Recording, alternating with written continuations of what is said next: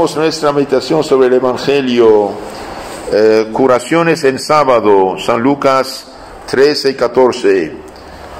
San Lucas 13, 14 y 14, versículo 10. Un sábado estaba enseñando Jesús en una sinagoga y había ahí una mujer que hacía 18 años padecía una enfermedad originada por un espíritu y estaba encorvada y de ningún modo podía levantar la cabeza. Entonces esta pobre señora realmente hace 18 años está encorvada y no podía levantar la cabeza. Al verla Jesús la llamó y le dijo: mujer, queda libre de tu enfermedad. Con una palabra, queda libre de tu enfermedad. Le impuso las manos y al instante se enderezó y glorificaba a Dios. Entonces nuestro Señor hace un milagro en favor de esta pobre mujer. San Lucas capítulo 13, prometo. Bien, ¿qué va a pasar?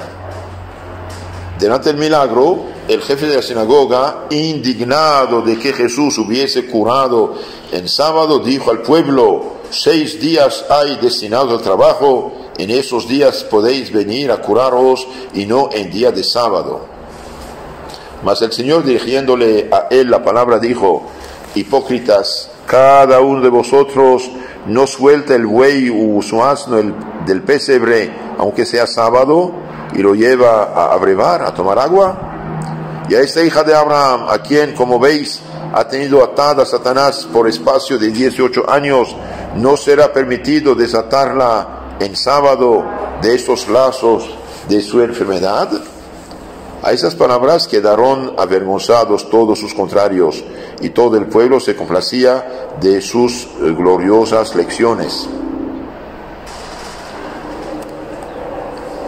Una pequeña explicación. El jefe de la sinagoga, un fariseo, no atiende a la curación, a la manifiesta intervención divina, pero se exaspera por la aparente violación del sábado y, no atreviéndose a reprochar a Jesús, reprende a la gente. Entonces se enoja con la gente, no se atreve de hablar con Jesús. Jesús le hace callar, mostrando con un argumento tomado de su mismo modo de proceder la inconsecuencia y la dureza de los fariseos, que no tienen escrúpulo de quebrantar el descanso del sábado para cuidar de sus bestias, y protestan cuando se trata de librar o curar con una sencilla palabra o con un solo gesto a una pobre mujer enferma bajo la esclavitud de Satanás hace ya 18 años. Y bien, los fariseos, pobrecitos de ellos, ¿no? Comen el camello, pero ven mosquito, hacen cosas muy... Por ejemplo, van a exigir la muerte de Jesús en la cruz, eso no le importa, pero el sábado, el día del Señor, no se hace nada. Usted mismo quebranta el sábado, puesto que el sábado van a llevar sus animales a tomar agua, ¿no? Muy interesante todo esto. Un poco más de explicación acerca de este episodio. En otros lugares de los evangelios se relatan episodios semejantes a este. Jesús cura en sábado poniendo de manifiesto la grandeza de su proceder divino y la pequeñez de quienes le acusaban por ello. Aquí se añade un nuevo aspecto. El sábado lo bendijo Dios y lo dio al hombre para que descansara. Por tanto, es día de alabanza a Dios y de alegría. De ahí la conveniencia de curar a aquella mujer en sábado. La alegría de la gente, notada por el evangelista, confirma la finura del razonamiento de Jesús. Entonces aquí, el sábado Dios lo había dado en el Antiguo Testamento, Éxodo 20, 11 y 23, 12, el sábado Dios lo bendijo y lo dio al hombre para su descanso. De hecho, el sábado se le dio día de reposo, ¿sí? Para su descanso. Por tanto, es día de alabanza a Dios y de alegría. Y esta mujer que hace 18 años, pobrecita, está encorvada, enferma, pues claro que tiene un gozo interno extraordinario. Y de hecho, la gente está muy contenta. San Lucas capítulo 14, 1. Otro sábado Jesús fue a comer a casa de un fariseo de categoría y le estaba y le estaba observando este hombre también, hipócrita. Había delante de él un hidrópico.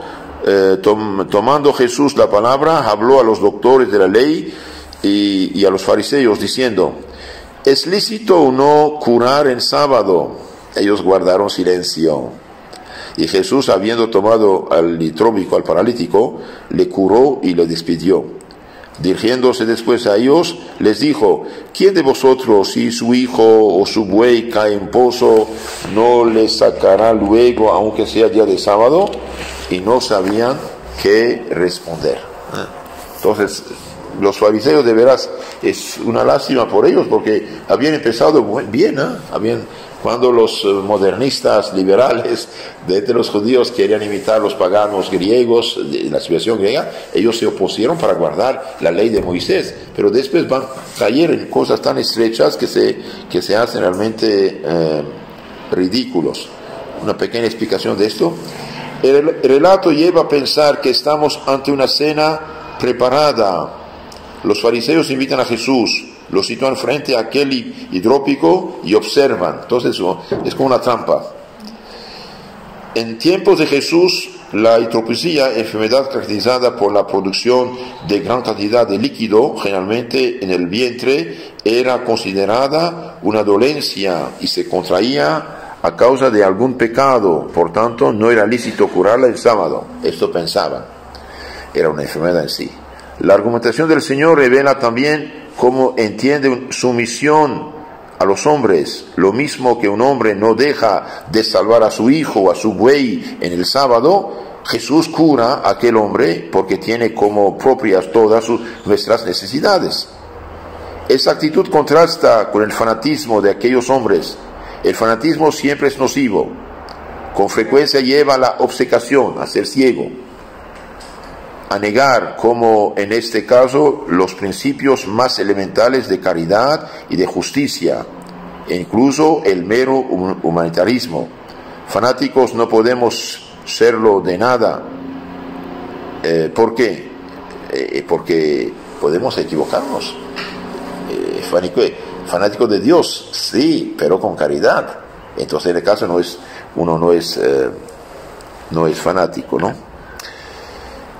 Pidamos al Señor la caridad para con todos, cumplir con esos deberes.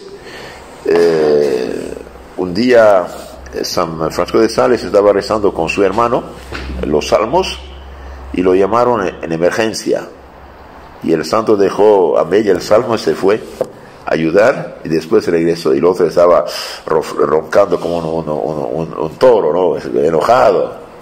Y el santo siguió rezando sus salmos y después dijo: ¿qué hiciste? Pero dejé a Jesús para ir a ayudar a Jesús en la persona del pobre. Entonces tratemos de vivir el Evangelio y la medida del Evangelio, que es la caridad para con Dios y para con el prójimo. Queridos hermanos, si quieren conocer mejor su fe católica, suscríbanse a nuestro canal Catecismo Católico Tradicional en YouTube. Ahí tenemos toda la fe de la Iglesia explicada, el credo, mandamientos, sacramentos, oración, un resumen de las principales fiestas del año litúrgico, un resumen de las historias bíblicas y un resumen de la historia de la Iglesia. Que Dios los bendiga.